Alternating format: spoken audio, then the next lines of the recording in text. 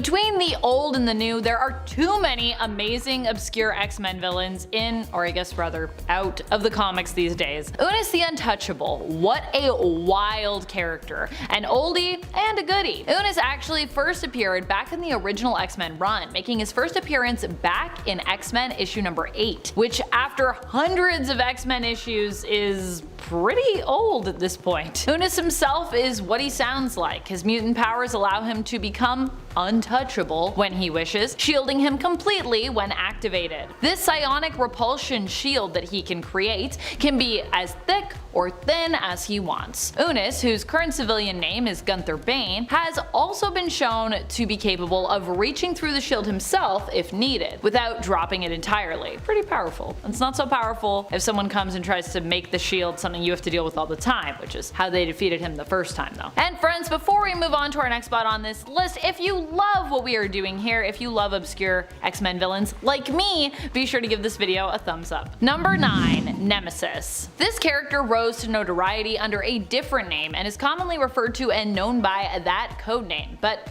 we can't say it here on YouTube, so instead we're gonna go with this other name, Nemesis, which is also a very AOA name, so yeah. Nemesis is known in the Age of Apocalypse reality for being the son of Apocalypse. At least the alleged son of Apocalypse. I think we pretty much know at this point. We also don't know who his mother is though, so that's still a mystery. But it probably wasn't the woman we now know as Apocalypse's wife in the main continuity thanks to modern X-Men books, Genesis. Which is also kind of a confusing name for her to have in regards to Apocalypse's and X-Men history, but anyways. Nemesis, being an ally and horseman of Apocalypse, ends up being a major antagonist and problem for the X-Men in this universe, who are led by Magneto, as Professor X is dead in AOA, which is kinda, you know, what helped bring about this whole dread alternate reality of Earth 295, aka Age of Apocalypse. Number 8. Dark Riders. Oh boy, the Dark Riders. What a weird group. No wonder we haven't seen them that much. The Dark Riders are believed to be Inhumans who for some reason allied themselves with Apocalypse, seemingly believing in his vision of a mutant-dominated world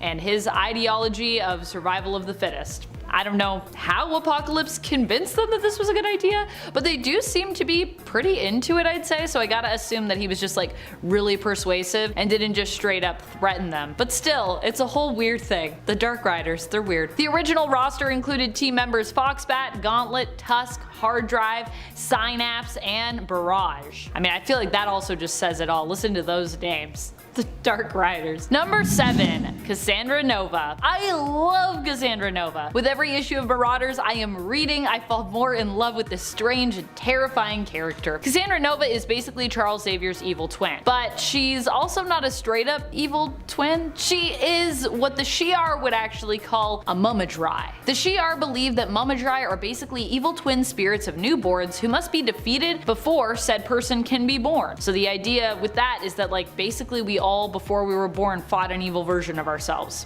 They serve to represent the exact opposite of everything that we are. So in the case of Xavier, who is often presented as being a pretty good guy, though you know, not always, Cassandra is pretty evil in comparison. While Xavier did successfully defeat her before he came into the world with his telepathic mutant powers manifesting while he was in the womb, because of his own psionic potential, Cassandra herself was powerful enough to survive this and eventually would return years later to fight against Xavier and his beloved mutants. Although, in being Charles's twin, she herself is also basically a mutant, so yeah. She's a mutant, but she's also Mumadrai. Number 6. Nimrod. If we're talking about the new Nimrod, he is well known thanks to the current era, but even he is still somewhat obscure as an X-Men villain, considering that, you know, he hasn't been around for too long and only appears in a few issues at this point. However, even going back and talking about the more famous Nimrod from the Days of Future Past reality, for those who are not familiar, this could actually still be a version of the character who is considered obscure. The main Days of Future Past reality is often considered to be Earth 811, which is where Nimrod hails from. Here, and even in the current main timeline of Earth 616, Nimrod is considered to be a super sentinel, a super advanced mutant killing and detecting machine. So if you thought the Sentinels were bad, woo, wait till you meet Nimrod. He's crazy, even though his name is kinda dumb. That's why I love him though. Number 5. Harold Leland. Despite having recently returned, Harold is usually someone often left out when it comes to his involvement with the previous villainous group known as the Hellfire Club. club. Or well, you know, he's kind of more, he's like on the side. Like Harry's there, but maybe in the back. Well, really, the Hellfire Club has become two different entities at this point now as well, with one remaining pretty villainous and the other being a somewhat altruistic Krakoan-based business known as the Hellfire Trading Club. Prior to Harry's resurrection on Krakoa though, he was a pretty bad guy and member of the Hellfire Club, back when it was made up of villains, before it was, you know, just about business and mutants and all that stuff. Throughout many of his Hellfire days, Leland was often seen as the right-hand man to more well-known mutant villain, Black King of the Hellfire Club, Sebastian Shaw. And those were also back in the days when the Hellfire Club just wanted to like rule the world. Although who knows, maybe the trading company does want to rule the world. That would be an interesting twist. Number 4, Charles Xavier II, or Charles Xavier II. Charles Xavier II is the child of Mystique and Professor X. Wait. What? Yep, at one point these two had a child together, and in the main continuity too. That happened. Well, we don't really know fully what happened to this child in the main continuity, who I feel like we kinda just forgot about, who Mystique also gave up for adoption, surprise surprise. We do know of an alternate version of the character who actually gets a bit of a story in the reality of Earth 13729, where he joins up with his half-brother Reyes and basically becomes a villain. So that's the version we're focusing on for this point. Charles Xavier II accidentally kills his adoptive mother when his powers emerge, causing him to seek out his birth mother, Mystique. However, she is no longer around because she has been killed at this point by his half-brother, Reyes. Charles II then decides to create his own team of X-Men, believing that the current team has disgraced his father's name, who is also dead at this point. However, he's not a very good guy at all, and instead of inspiring a team of mutants to, you know, be better, he just uses mind control to get them to join him, giving them just enough awareness and control to kind of realize what's happening to them, but not enough that they can actually do anything about it. Yikes, that's really evil, man. That's really evil. Like, he could have just mind controlled them and been like, then you just won't be aware. But no, he was like, I want you to know what's happening. Number 3, Hordeculture. Hordeculture are such an awesome group of villain ladies. I really hope they do continue to appear for years to come and become super mainstream and not obscure. Like, I want to see them in the MCU. They deserve a live-action adaptation despite being pretty new. They made their first appearance in the 2019 X-Men series in issue number 3 and are a group of villainous women who plan to take over the world by controlling seeds and crops. In essence, they hope to drastically diminish the human population of Earth to return the world to a more natural state, thereby deciding through controlling seeds and crops as botanical scientists who will live and who will die. Number 2, Lucifer. Lucifer is another super old school villain who you may have forgotten about, or you never knew about to begin with perhaps. But you know who didn't forget? I didn't forget. I did not forget back when Professor X weirdly implied that Lucifer, as in maybe the devil at the time that he was bringing it up, was the one behind him losing the ability to walk. That happened at one point, and I was like, what is happening here? Now, Lucifer is not actually Satan though. He's not that Lucifer. He's actually an alien from outer space. I don't think it makes it better. Lucifer is a Quist from the planet Quistelium. He originally came to Earth to conquer it, but was foiled by Xavier, so he basically dropped a big rock on him. I'm not joking, that's pretty much what happened. Although initially implied to maybe be the devil, we later learn he is just a super advanced and intelligent alien dude. Though not too intelligent because, you know, the X-Men do defeat him. Number 1, Cordyceps Jones. Cordyceps Jones is one of the newest villains to pester the X-Men. He actively fought against the most recently retired roster in the current run, before Forge, Firestar, Iceman, Magic, and Havoc joined the team. Cordyceps Jones, however, only recently went up against the X-Men, having targeted Earth by putting a bounty on it after encouraging people to gamble on its destruction at one of his massive cosmic casinos, Game World. Prior to that, he made his first appearance in the 2017 Rocket series in issue number 4, which is also why Rocket was the one to help the X-Men with finding Game World and infiltrating it. Thankfully, they had a direct link to him through a team member at the time, Rogue, whose husband Gambit is a fellow friend of Rocket's through their shared love of gambling. We also learned in their pursuit of Game World and Cordyceps Jones that Gambit's secret nickname for Rocket is Small Blind. Cordyceps Jones might be newer in the comics, having appeared in less than 10 issues at the time of this recording, but he's actually an ancient threat, being over 30,000 years old and also being a giant parasitic fungal spore. He and obscure Wolverine villain Spore actually could probably do some crazy damage should they ever team up. That would be pretty wild. If you're watching this and you're from Marvel, make that happen. That sounds like a cool team up actually. At number 10 we have Mindworm. First introduced in 1974's Amazing Spider-Man number 138, Mindworm is a mutant who has the ability to absorb the psionic energy from his targets and sap their energy, and absorb that energy for himself. The first time he uses this power is on his own mother, who he accidentally kills by draining all of her energy in one go. This traumatic event drives his father into shock, causing him to run into traffic, killing him as well. Mindworm has a tough life in and out of orphanages and homeless shelters, and eventually has a run-in with Peter Parker while he's living in a neighboring apartment. But when Parker notices Mindworm's attempts at draining his psionic energy, he knocks out the villain, who is then taken to prison. Soon after this, Mindworm reforms and becomes good,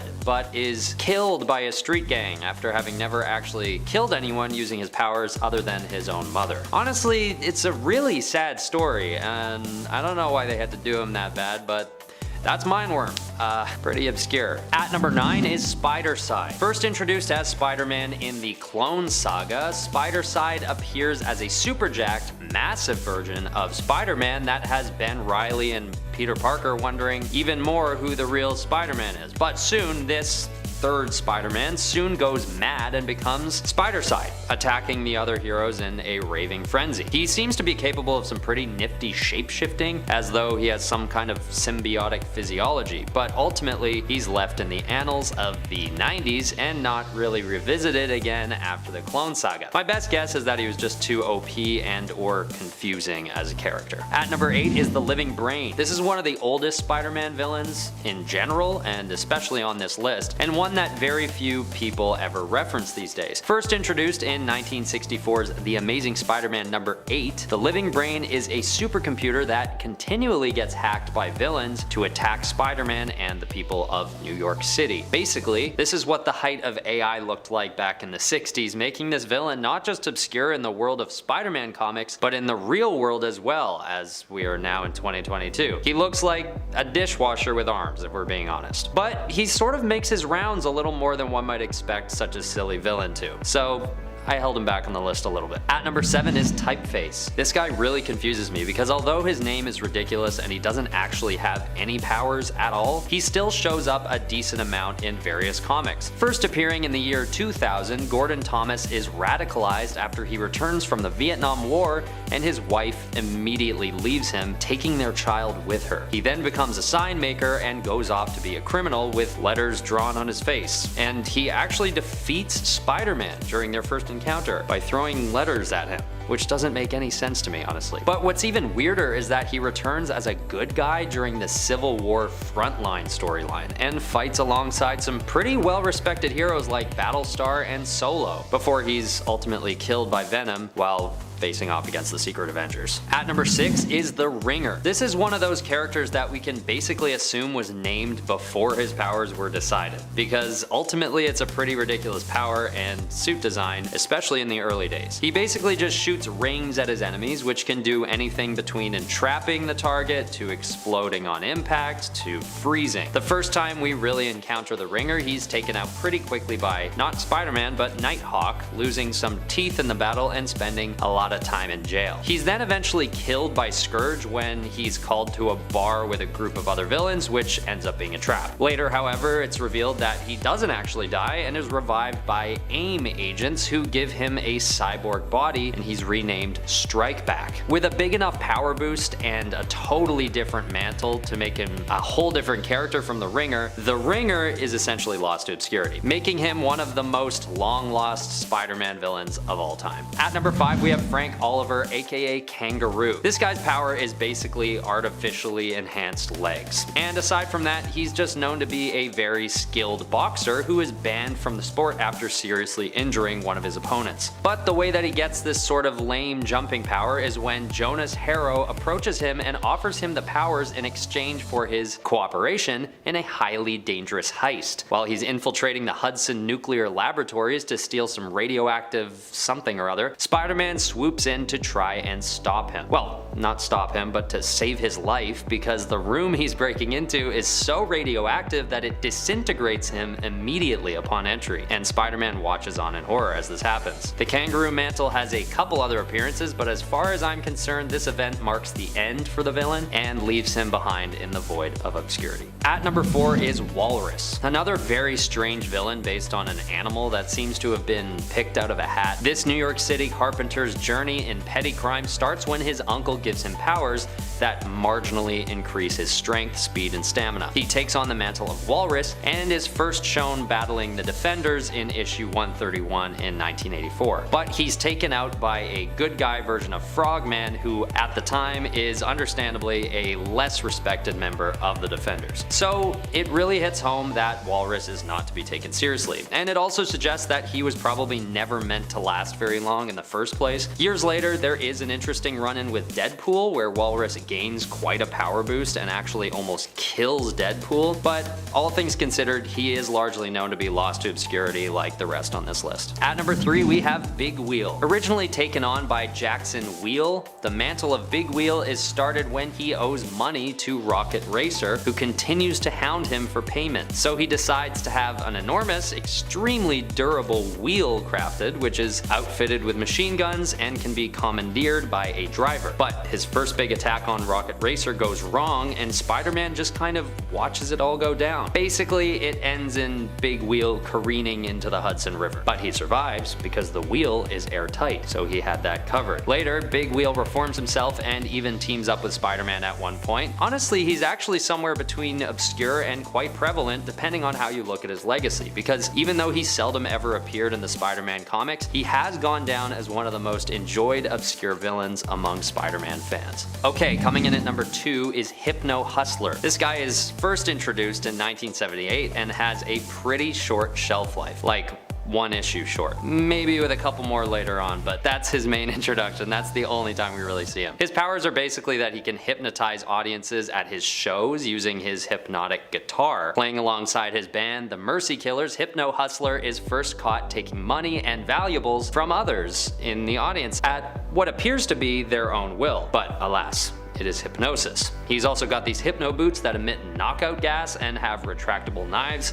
built into them as well. It's fair to say that this villain doesn't last very long and is sort of left in the dust after this first encounter with Spider-Man. Later, Hypno Hustler has a brief stint with Villainon, which is Villains Anonymous, where he tries to reform alongside the likes of Armadillo and Big Wheel himself. But that's basically it. At number 1 is Video Man. This guy's a double whammy because he is himself a rather obscure villain, all things considered. But also the technology that this character was designed in reference to is also obscure in itself, so I felt I had to put him at number 1 on the list. In fact, Video Man was abandoned so quickly by writers that his origin story is never even revealed. First appearing in the first issue of 2006's Spider-Man Family featuring Amazing Friends, he is quickly taken out after his first encounter and reduced to a little processor unit, which Spider-Man says he keeps in his freezer until, I guess, the present day, so as not to reawaken Video Man. What strikes me as strange about Video Man is that he was conceptualized in 2006, but his style is clearly referential to video games or maybe TV from the 80s or 90s, so just a total miss all around. And we're yet to see him again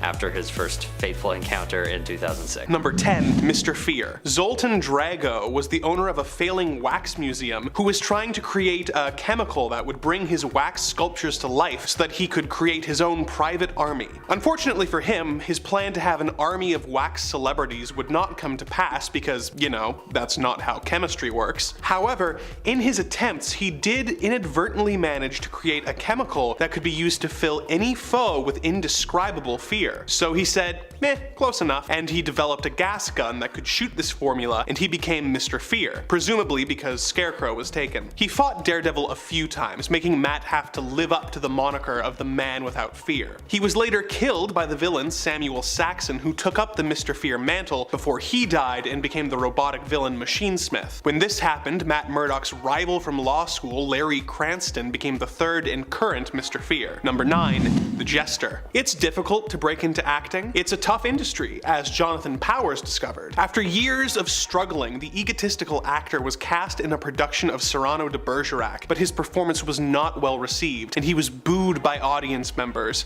panned by critics, and fired after the show's opening night. After this, he decided to learn as many skills as possible to make himself a more versatile and hireable performer, taking up bodybuilding, gymnastics, and fencing, just to name a few skills. Perhaps due to his mammoth ego, he refused to take any actual acting lessons, and as a result could only find work on a children's show where he was constantly having pies thrown in his face. As all actors do, he eventually went insane, and with the help of the Tinkerer became the supervillain known as the Jester. He has gone on several bizarre crime sprees, such as when he used fake newscasts to convince people that JFK was alive and that the Vietnam War never occurred, which was probably written to be a goofy scheme back in the 70s, but in today's climate is just sad because it would probably work. He has tangled with Daredevil several times over the years, although he did retire for a time after successfully impersonating a famous actor named Benedict LaForge and performing the role of Cyrano on TV in Daredevil number 218. He actually did very well with the part,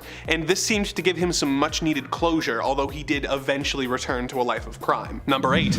The Matador. Not to be confused with the Matador who fought Captain America back in the 1940s, Manuel Eleganto was introduced in one of Daredevil's earliest adventures, back when the hero was still garbed in his original yellow and red costume. His origin is very clearly laid out in a newspaper Matt reads in Daredevil number 5, so I'm just gonna pull a quote directly from there. For years, Eleganto was the most famous, most controversial bullfighter in all of Spain. His mastery of the bulls was unquestioned, but his cruelty and his brutality towards the bulls made the crowds hate him. In fact, in his last public appearance, the audience actually was heard to cheer for the bull. This so infuriated the temperamental Matador that he turned to hurl an epithet back at the cheering crowd. It goes on for a bit, but basically what happened is he got gored by the bull and blamed humanity, and decided to become a Matador-themed criminal. And by that I mean he would do stuff like stand in the street and throw his red cape at an armored truck's windshield, causing it to crash. Not exactly one of Daredevil's greatest threats. Number 7. Stilt Man. First appearing in Daredevil number 8, Stilt Man was a scientist named Wilbur Day who stole the plans for a hydraulic ram device in order to create telescopic metal legs, which allowed him to tower above the people of New York as Stilt Man. He used the power of being tall to attack the scientist, Carl Caxton, multiple times in hopes of stealing the scientist's shrink ray. On one of those occasions, he hoped to use the device to shrink the Golden Gate Bridge, but was defeated by Daredevil and Black Widow. Surprisingly, the ability to be tall has not made Stilt Man an effective supervillain, and he has been defeated with relative ease by multiple heroes in the Marvel Universe. Number 6. Bushwhacker. Although he was originally a Catholic priest, Carl Burbank renounced his vows upon the death of several of his young parishioners. In what may just be the most extreme career pivot in history, he joined the CIA, where he got a cybernetic arm that he is able to transform into a gun. After leaving the CIA, he became a freelance assassin who specialized in killing his targets in artistic and aesthetically pleasing ways. He has fought against Daredevil and other heroes such as Wolverine and the Punisher, and has worked for a variety of employers including the Kingpin, the Hood, and the US Hulk operations. He's been a consistent presence in the Marvel Universe over the years, but is rarely the main villain, usually working as a pawn in a more prolific villain's schemes. Number 5. Ikari. During Mark Waid's excellent run on Daredevil, Bullseye was confined to an iron lung after being defeated by Daredevil. He had Lady Bullseye hire a new threat named Ikari to kill his rival. Bullseye had Ikari experimented on with the same toxic waste that gave Matt his abilities, and had him trained to be just as effective a fighter as Matt. In their first encounter, Ikari lured Matt to a warehouse and confronted him dressed in Batlin Jack Murdoch's old robe and a costume modeled after Matt's original yellow and red number. They fought to a standstill, and Matt tried to negate Ikari's radar sense by turning on the building's sprinkler system, only to learn that although he had radar sense, he was not blind. He could have killed Matt, but he decided to let Matt live in fear of his eventual death at his hands. Aliens. The two fighters got their rematch when Ikari was hired by the Kingpin to fight Murdoch to the death. Kingpin had Matt's loved ones kidnapped and informed Daredevil that if he won the fight, he would have one of his loved ones executed. Daredevil and Ikari fought for hours until the Shroud intervened and seemingly killed the assassin. The body disappeared soon after, but his severed head was later seen as a trophy in Kraven the Hunter's island hideout in Captain America number 697. Number 4. Blackwing. The son of the crime boss Silvermane, Joseph Manfredi learned how to train and control bats to do his bidding. This brought him to the attention of the villain Ringmaster, who offered Joe a position in his circus of crime. Joe accepted and created a very familiar looking suit that gave him limited flight abilities, and he began committing crimes with his trained mutant bats. Because the more obvious name had already been taken, he started calling himself Blackwing. The circus of crime came into conflict with Daredevil, who defeated them, capturing everyone but Blackwing, who managed to escape. He tangled with Daredevil a couple more times and also fought other heroes such as Black Widow, Captain America, and the Falcon before giving up the bat theme and becoming a regular crime boss like his father. Probably for the best, as his decision to straight up dress as Batman was a lawsuit waiting to happen. Number 3. Manbull. Bill Torrens was a common criminal working for the evil android Mr. Klein with his partner, Itch. He was tasked with kidnapping people so they could be used in Klein's experiments. When Daredevil intervened, Bill was forced by his employer to be a test subject. The experiment transformed him into a super-sized bull man named Manbull. Daredevil defeated him and he reverted to his human self, being sent to prison for his crimes. Itch later smuggled him in a revised formula which permanently transformed him into the Manbull and allowed him to escape from prison. He has teamed up with other Daredevil enemies such as the Owl and, ironically, the Matador, and has also fought heroes such as the Hulk and Scarlet Witch, but isn't a particularly well-known Marvel villain. He did, however, recently make the jump to live action when he appeared as a member of the Abominations group therapy session in the She-Hulk TV show. Number 2.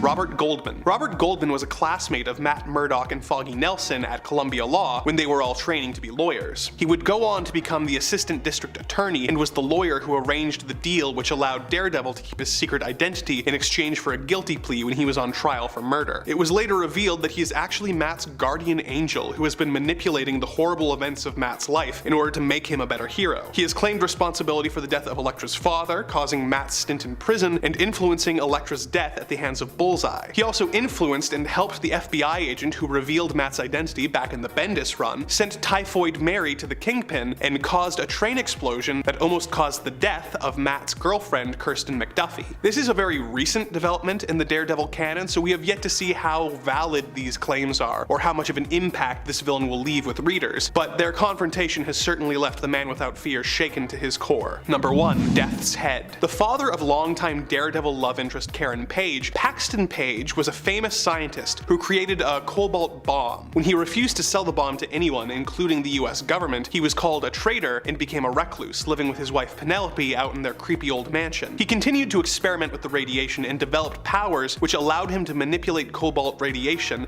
being able to form and throw fireballs at his enemies. He was driven mad and began dressing as a figure from Karen's childhood nightmares, wrapping himself in bandages and wearing a skull-like mask. He developed a formula which turned everything but the bones on his horse invisible and began haunting the grounds of his mansion like a Scooby-Doo villain. While fighting Daredevil in his secret laboratory, a vat of molten cobalt tipped over and almost killed his daughter. He regained his senses for a moment and pushed Karen out of the way, getting caught in the spill himself and killed. He was only featured in 2 issues of the comics, Daredevil Volume 1 issues 56 and 57, but given how things ended for his daughter, a story featuring him returning for revenge on Daredevil could be a lot of fun. Number 10. Donald Blake. Donald Blake may be one of the characters fans of Thor in the comic are most familiar with of those on our list. He has made more appearances than others for sure, but he is better known in the comics as a version of Thor and later as his ally as opposed to his enemy. Donald Blake sort of used to be Thor, but then he became his own separate entity, but then he still helped Thor. However, in recent years, Donald Blake has become the enemy of Thor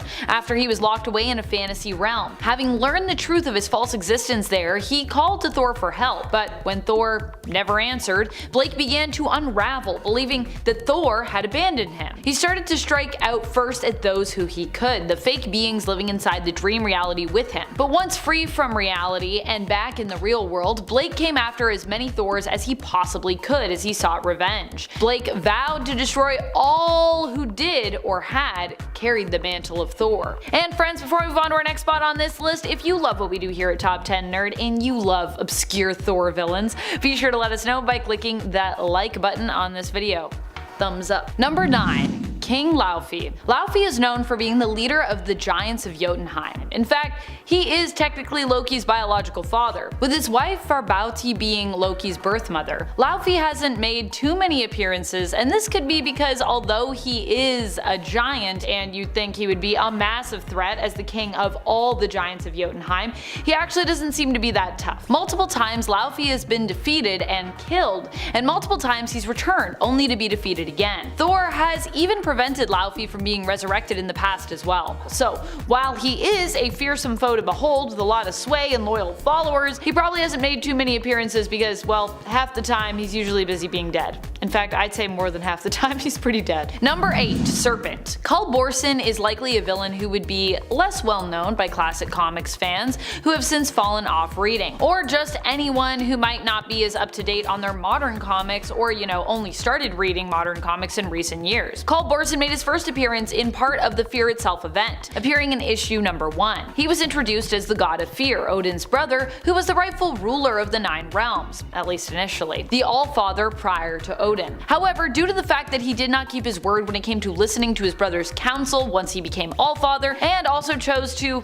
rule with fear, he ended up being usurped. Odin could not bring himself to kill his brother and so decided to seal him away deep beneath the ocean. Typical Odin move in my opinion. The reason we never saw Kull until 2011 in the comics was because of his origins, with him being imprisoned for eons. He only emerged during Fear Itself, but was of course defeated and later was killed again during War of the Realms. He's definitely spent more time dead than alive in regards to Thor's overall narrative in the comics. Number 7. All Black. While Gorr is likely well known now thanks to his appearance in the Marvel Cinematic Universe, the MCU, the All Black has yet to be introduced to us yet. Nor its creator, Null. These two characters might be more elusive to fans who have not dived deep into the well of comics. The All Black is basically like Venom, a symbiote, and in fact the first symbiote ever created by Null, the god of symbiotes. The All Black Necrosword ended up being retrieved a long time ago by Gorr, the God Butcher. Well, Gorr and then he became the God Butcher, who used the All Black as an instrument of vengeance, possibly even becoming corrupted by its dark influence somewhat, because that's kind of a thing it does. He used the sword to defeat the gods in an effort to rid the universe of gods entirely, which is how the All Black became the enemy of Thor. Eventually, the All Black bonded fully with Gorr, allowing him to resurrect even after he was killed. Both the All Black and Gorr would be defeated by a team of Thors, but the symbiotic sword would later return in the future when King Thor was also faced with fighting Galactus. Thor would actually use the All Black in the fight, joining with it, and it would use him to get to Galactus, who the All Black would later bond with, turning Galactus from the Devourer of Worlds into the Butcher of Worlds. Number 6. Curse. Curse is Algrim the Strong. He was one of the Dark Elves who served Malekith, but was later betrayed by him. Due to the extent of his injuries, however, Curse cannot quite remember exactly what had really happened to leave him in such a fatal state, leaving him to believe that Thor was fully to blame, with Thor being the only person who he could remember was really involved at all. Curse's hatred for Thor was so powerful that the Beyonder sensed it and paid Curse a visit, deciding to grant him immense strength in addition to healing him. As such, Algrim became even stronger than ever and adopted the mantle of Curse,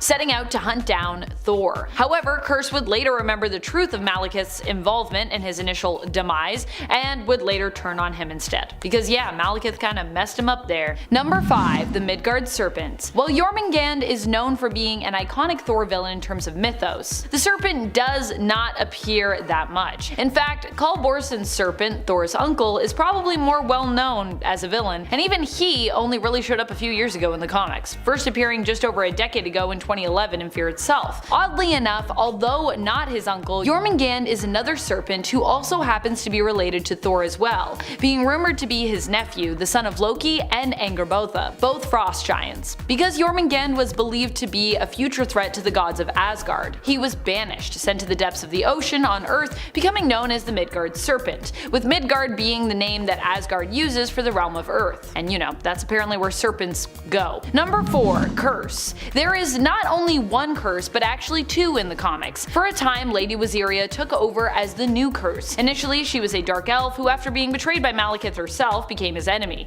seeking revenge against him. As such, she joined up with the League of Realms, heroes from from the 9 realms who had banded together to hunt down and apprehend Malekith. There's the 10 realms now, but it might have been the 9 realms only at that time. Later, Malekith would actually capture Waziria and force her to become the new curse, taking Algrim's place. However, she was only cursed for a few years, from 2017 to 2019 in the comics, so some might not remember this, and considering how curse is pretty much fully covered, some may have not even known that this version of the villain was Lady Waziria herself, because you know, we don't really see much of her face or anything. Number 3. Those who sit above in shadow. To really understand the cycle of death and rebirth and why it happens is to know those who sit above in shadow. At least the cycle of death and rebirth as it applies to the Asgardians and the Norse gods. And also you have to be pretty deep in the Thor mythos to know of those controlling villains. They are beings who apparently orchestrate the death and rebirth of the gods, feeding off the energy of mass destruction and world devastating events like Ragnarok. Thor himself was actually a part of Odin's plan to defeat those who sit above in shadow,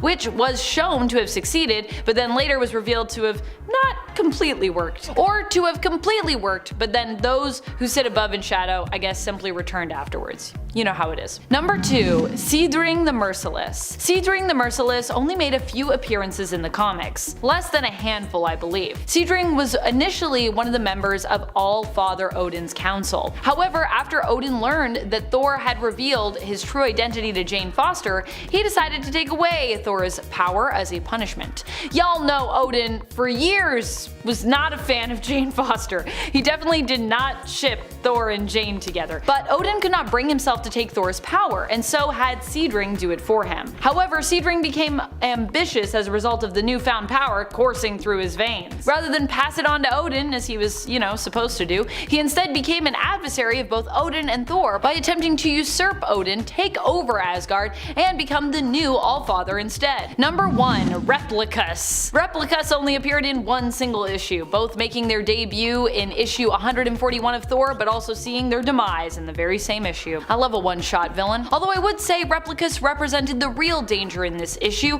Replicas was not alone when it came to their villainy. In fact, Replicas, also known as Replica Model X3, was actually an android created by the alien inventor Chutta. Chutta's secret mission was to prepare Earth for an invasion, and they created Replicas in the hopes of creating chaos on the planet's surface. The mob boss, Slugger Sykes, what a name, hoped to use Replicas, going into business with Chutta in the hopes of acquiring his own personal army of androids. However, when Slugger learned of Chutta's true intent, it put the two villains behind Replicas at odds with one another, and instead they kind of turned on each other. You know, Slugger lives on Earth, so he was like, I'm an Earth person, and I think you wanting to mess us up. Not so cool, Chutta. Even for me, a mob boss. Number 10. Albert. Albert was an android created by Donald Pierce to be a doppelganger of Wolverine. The plan was to have Albert draw Wolverine and leading him to a trap where his partner, Elsie-Dee, would be lying in wait. Albert initially seemed to be a pretty dangerous enemy to Wolverine, to be honest, especially after he was upgraded by his partner, Elsie-Dee. Elsie-Dee did this in hopes that he would be able to take out Wolverine so that she wouldn't have to, and he agreed to help her in this.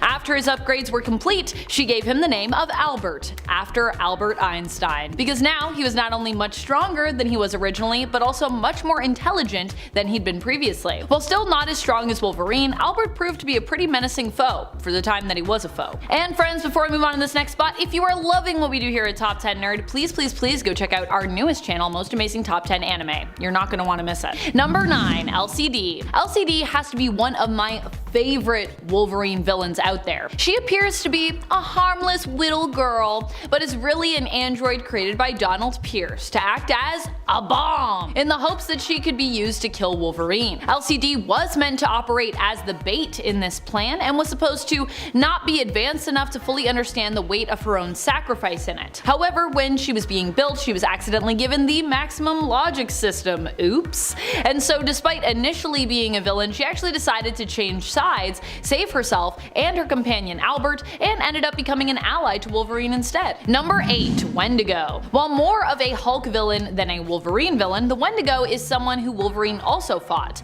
In fact, for a brief time, the Hulk and Wolverine, known to be rivals in the comics often, would team up to fight against the Wendigo. The Wendigo was originally Paul Cartier, who was cursed by the elder gods of Canadian folklore to become the Beast after a hunting trip gone wrong caused him to resort to eating his friend who had died. As punishment, punishment for this, he was transformed into the Wendigo.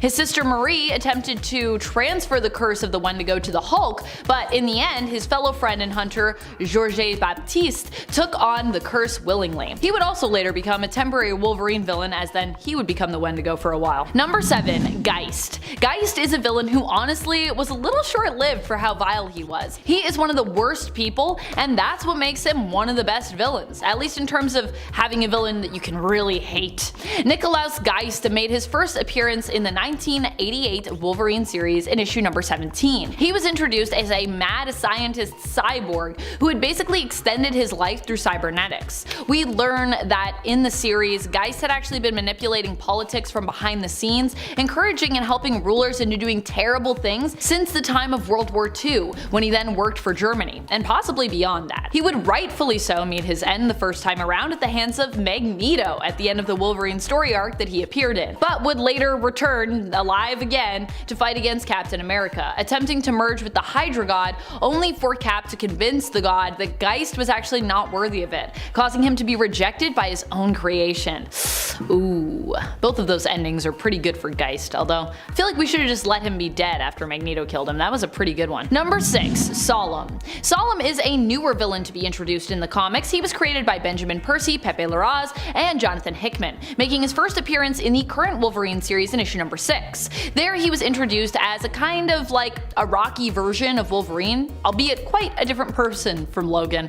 While Logan generally prefers to be on his own and like wallow in his past and sometimes his current miseries, Solemn is more of a hedonist who prefers to celebrate life and be surrounded by beautiful people, delicious food and wine, and indulge in general debauchery. He has adamantium skin, whereas Wolverine has adamantium laced bones. Both of them were required to get Muramasa blades as well to participate in the Otherworld tournament during Ten of Swords, and jointly ventured into Hell to do so. Solemn has already sold out Wolverine multiple times, despite having only made a few appearances in the comics as of yet. Number 5. Hunter in the Darkness. The Hunter in the Darkness is an interesting character. While Wolverine did once free the werewolf-like being from a trap years ago, they still remained an adversary of Wolverine. However, it has been implied in the comics that there is a sense of camaraderie between these two. Initially, when we first meet the Hunter in the Darkness, it was made to seem, and in fact some characters in the issue did think, that the Hunter was actually a more feral version of Logan. Hunter in the Darkness first appeared in issue number 34 of the 80s Wolverine series, considered Volume 2. He would later reappear, but also act as an adversary. Number 4. Creed. Saul Creed is Victor Creed's brother. Not Luther, the one Victor killed over a slice of pie when he was younger, but the other one. The one Wolverine killed in a vat of mind-wiping fluid. Sounds a little weird? Well, it is from Origin number 2.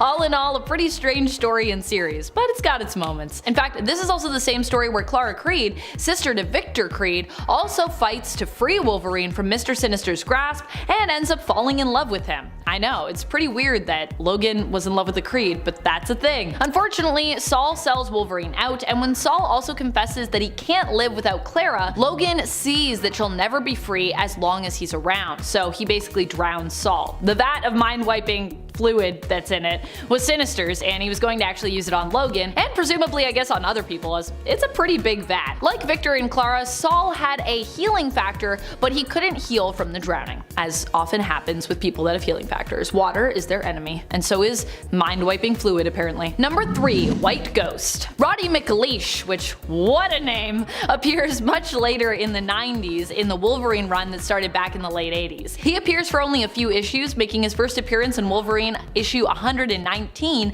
of that second volume. Like some others on this list, he was known for being a big meanie, and that's really an understatement here. He was said to be the most remorseless killer in the world. Initially, he befriended Logan, with both of them finding common ground in the sense that they had both done, pretty awful things in their past. However, eventually Logan became kinda creeped out by McLeish, while he became more and more obsessed with Logan. Unfortunately, it was a little too late for Logan, as it turned out that the White Ghost, as McLeish was called, had only been getting close to Logan so that he could kill his then girlfriend's dad. Wolverine was not very happy when he found that out. Number 2. Hellbride. The Hellbride is a newer character, but that doesn't mean she isn't obscure. She made her first appearance in the current X-Force series starting in 2019. Hellbride appeared first in issue number 13 of X-Force during the Ten of Swords event. Wolverine and Solemn both had to team up to steal matching Muramasa blades from her and her betrothed, who obviously were in hell. Crashing their wedding, they stole the blades,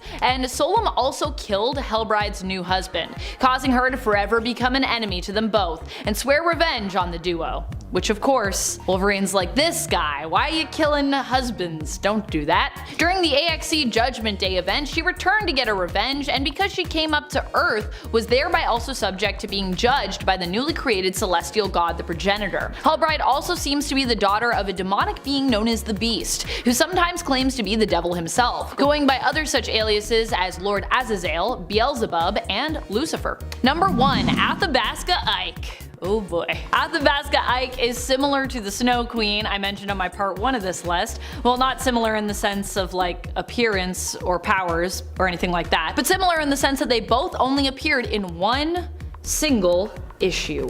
A one and done villain. And like the Snow Queen, it was Ike who really did himself in here. In Ike's case, he ended up being foolish enough to get close to the Hunter in the Darkness, who made pretty quick work of him. Athabasca Ike didn't have any powers, but was just a convicted murderer from Alberta, presumably from Athabasca, as his name would imply. He escaped custody, killed almost all of a family, keeping only the teenage daughter as a means of protection should the Royal Canadian Mounted Police catch up with them, kind of like, you know, a human shield if you will.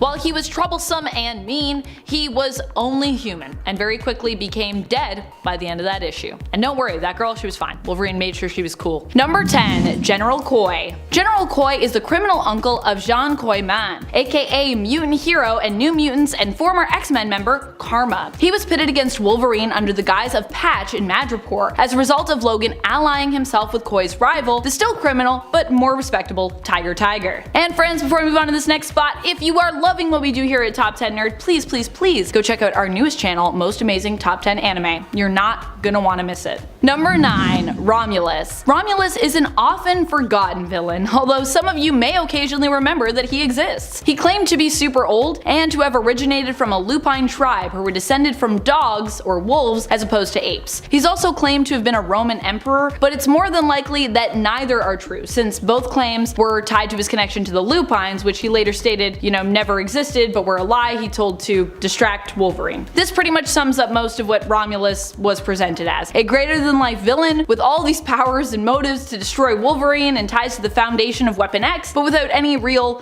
foundation from him to work from, as many of his loose ends ended up kind of like dropped and not really going anywhere. Number 8. Roughhouse. Roughhouse is definitely a lesser known villain, though maybe one of the more well known of the obscure villains on this list. I love his story with Wolverine. Although he starts out as a villain and a brute, he later kind of becomes Wolverine's ally after he was sold off by General Koi to be used for experimentation, which is pretty messed up. Even Wolverine felt bad for this guy, despite being his rival and him being an enemy to him on Madripoor. Wolverine decided to go after him and as such became embroiled in a major political conflict in Tierra Verde. Not to be confused with Terra Verde, a different republic that also exists in Marvel Comics. Yeah, I know. That's a lot. I just realized that myself and I was like, wait, these are two different places. Despite Roughhouse saving Wolverine though and becoming temporary allies, Roughhouse would go back to being a straight up villain of Logan later on. Number 7. Bloodscream. Although close to being tied in appearances with Roughhouse since they generally appear together, Bloodscream is slightly more niche than Roughhouse, but only slightly. He is the main partner to Roughhouse, the one he returned to after seemingly appearing as an ally and friend of Wolverine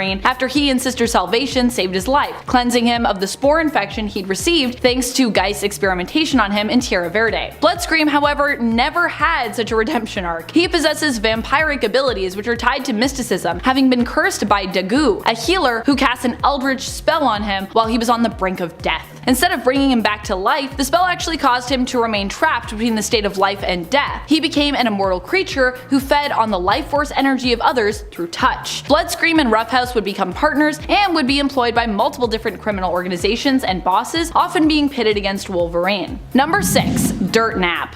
Dirtnap is a weird character, but one who kind of has a beautiful story. Dirtnap originally appeared as one of Genesis's Dark Riders, Tyler Dayspring's Genesis, just to be clear. Dirtnap was a mutant who had an ability where he could absorb beings into himself, thereby adopting their form. However, you would know it was Dirtnap because of a red smiley face that would often appear somewhere on him, usually on his clothes or, on his body while in that form. While fleeing from Wolverine, however, who he'd been going up against at the behest of Genesis to try and capture, he absorbed a rat and kind of became stuck or otherwise just preferred this form, keeping it. Dirtnap would later on actually end up joining the X-Men, befriending Generation X, and even sacrifice his own life to protect them. However, we are now in the time of mutant resurrection, and more recently in the 2022 series of Marauders in issue number 6, Dirtnap was actually spotted spying on Lockheed, who was in turn spying on villain Brimstone Love's Theater of Pain. When Dirtnap had turned good, his smiley face had actually changed to yellow, but when we recently spotted him, his smiley was back to red.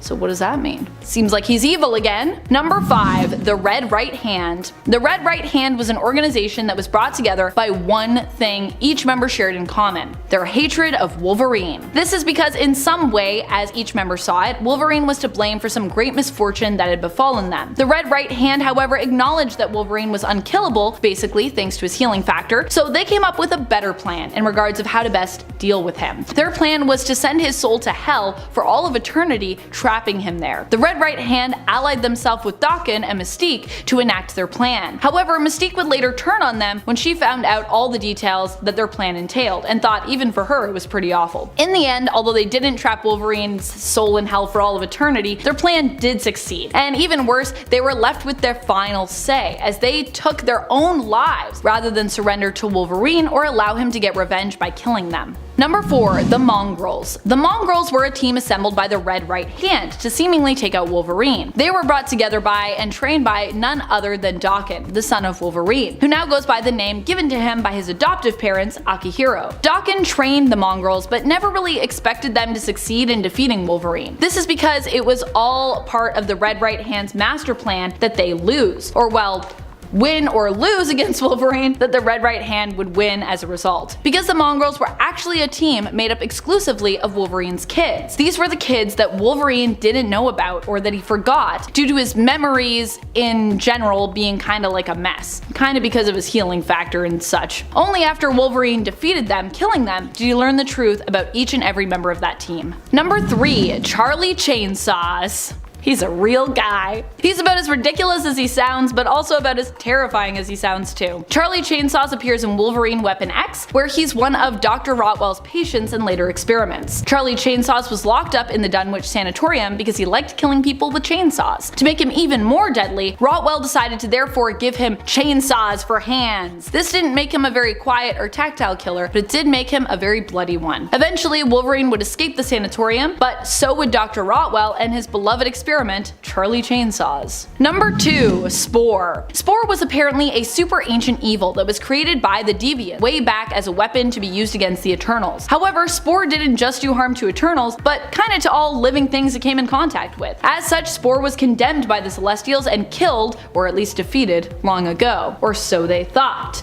While destroyed, Spore lived on in the soil where he was defeated. Eventually, through this soil, he was able to return through substances that were grown in it, and used for experimentation on people like Roughhouse. In fact, Roughhouse ended up infected and had to be saved later on by Wolverine as a result. Wolverine and his mutant friend Bandera ended up fighting against Spore with some help from the people of Tierra Verde and Sister Salvation, who possibly herself was a mutant, although we're a little unclear on that. While defeated, a small piece of Spore would apparently survive, having resurfaced this summer somewhat randomly in an Iron Man comic. Apparently that happened. Number 1, Snow Queen. Snow Queen is someone who I initially thought was going to be revealed as Emma Frost when I first read about her, based on her appearance in issue number 24 of Wolverine from the 1990s. I mean, she kinda looks like Emma Frost, right? Like, I read it and I was like, is that Emma Frost? And then I was like, no, this is totally different character, Snow Queen. And yet, she is not Emma Frost. She is her own character who just happens to share a bit of a resemblance to Emma. Her real name is actually Bridget Leahy, and she has powers that allow her to create kinda like TV static, but in your brain. They're described as being telepathic snow powers. They basically make your mind foggy and make it hard for you to focus if you happen to be within range of her power. She did not last very long, dying in the same issue she first appeared in. So that's the end of Snow Queen. For now.